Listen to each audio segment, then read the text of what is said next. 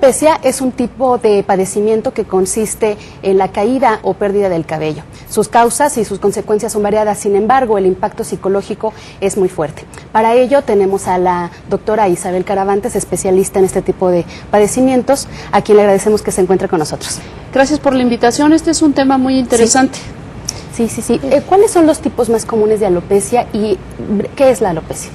La alopecia es un término acuñado por un cirujano francés, y porque significa que el zorro cambia 2 veces el pelo al año, entonces por eso se llama ese término en realidad, ¿no? Sí. Ese es algo cultural, pero en sí la caída del pelo puede ser temporal, puede ser permanente.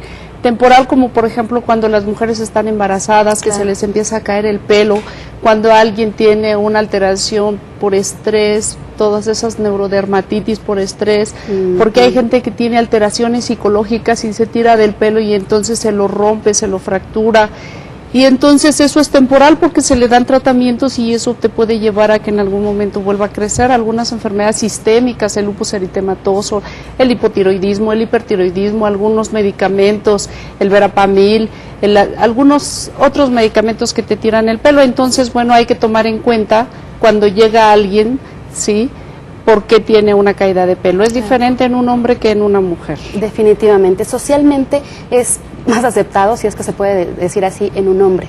En un hombre la caída del pelo casi siempre porque tiene una alteración androgénica, es porque es un derivado, tiene un factor genético, es un factor autosómico dominante, porque por ejemplo si el abuelo o si incluso la madre muchas veces transmite ese gen, entonces también ese alteración genética que es autosómico dominante se va transmitiendo de generación en generación y entonces hace que en algún momento el tipo de calvicie o el tipo de alopecia sea diferente en un hombre que en otro. Hay una clasificación que se determina si solamente es centrada en la región parietal, en la región temporal, en la coronilla. El patrón de caída es diferente, ¿sí? Y pues hay que tomar en cuenta que los hombres tienen testosterona. Claro. Y la testosterona, por una enzima que es alfa reductasa, altera todo este metabolismo de la testosterona, que es normal, no es una cosa que les llegue a ocurrir a todos. Quien tiene un factor genético se le va a caer por esta alfa reductasa, y entonces la testosterona se desdobla y se convierte en alfa dehidrotestosterona, que este metabolito final es el que daña el bulbo del folículo, y entonces aquí vienen, perdón, Lupita, sí, aquí vienen todos los tratamientos enfocados en la alopecia androgénica. Ojo, la mayoría de los tratamientos está enfocado en alterar este metabolito, la alfa reductasa, por ejemplo, los tratamientos con medicamentos, sí, ¿no?, que mucha gente utiliza. Y ya vamos a hablar de tratamientos temporales y tratamientos definitivos. En el caso de las mujeres comentábamos que es menos socialmente aceptado. Podemos ver a un hombre caminando tranquilamente por la calle con una calvicie totalmente aceptada a nivel psicológico, pero en las mujeres, pues bueno, definitivamente no imaginamos y no vemos a una mujer calva caminando por la calle. Es difícil que una mujer pueda aceptar eso. Cuando se le empieza a caer el pelo, casi siempre acuden con un dermatólogo, que está muy bien, porque hay que determinar si es una alopecia areata, si es una alopecia que está dada por tintes, por la secadora, si es una alopecia que la paciente sea, digamos, estresada y que entonces tire del pelo y se rompa todo el folículo. O por tratamientos médicos. O por tratamientos médicos. Entonces, generalmente la mayoría de las mujeres pueden tener una remisión de la caída del pelo. Se les da tratamiento, se les da shampoo, y se estudia cómo está el pelo. Entonces, sí pueden tener una remisión, ¿no? El factor psicológico es sumamente importante en el paciente. ¿Qué tanto pesa de manera alternativa a lo que ya están sufriendo, que es la alopecia? En los hombres es diferente el factor psicológico como en las mujeres, como tú bien me lo dices.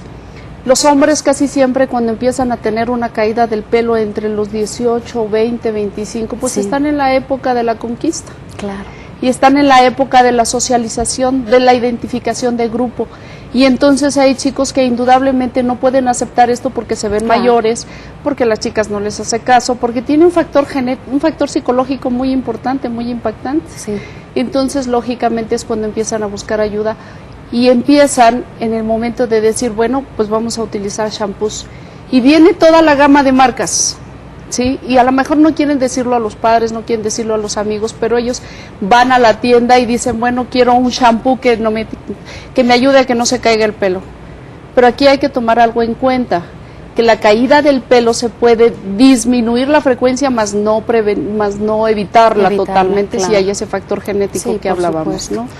Doctora, pues, ¿cuáles son las principales recomendaciones cuando una persona padece este tipo de enfermedad?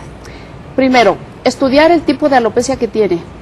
Segundo, acudir con un especialista para que te pueda dar algún tratamiento permanente o que te alargue, que te disminuya la caída de pelo, por ejemplo. Sí. Están en base a minoxidil, que son vasodilatadores. Casi todos esos en forma tópica, y esto ayuda a que refuerce la raíz del folículo. Y estos son tratamientos temporales, que son shampoos, sprays y esto. Sí.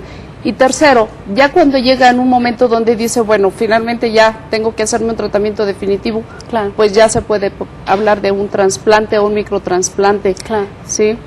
Otro de los tratamientos que son temporales y que mucha gente utiliza, pues está en base a finasteride, son medicamentos vía oral.